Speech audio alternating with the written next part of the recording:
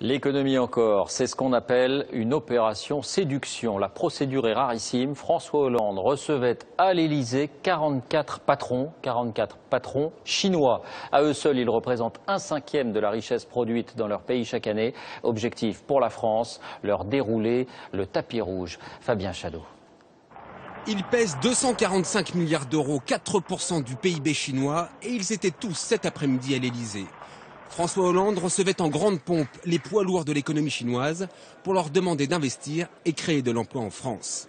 Nous voulons attirer plus d'investissements chinois en France parce que nous voulons là aussi un rééquilibrage. Il y a beaucoup d'investissements français en Chine et nous n'avons rien à craindre, je l'ai dit à Pékin, des investissements chinois en France à la condition qu'ils soient favorables à l'emploi et à l'activité. Parmi eux, l'un des patrons les plus puissants, Liu Chanzi, 69 ans, fondateur de Lenovo, qui est aujourd'hui le 2e fabricant mondial d'ordinateurs. Un peu plus loin sur la photo, Guangchang. Il s'apprête à racheter une partie du Club Med. Il est surnommé le Warren Buffett chinois parce qu'investisseur redoutable. Il pèse à lui seul 2 milliards d'euros. Parmi les autres invités, Jack Ma, le richissime fondateur d'Alibaba, le numéro 1 chinois du commerce en ligne, 50e fortune du pays. Enfin, autre figure des affaires, Charles Chao, c'est le fondateur de Sina, le Twitter chinois.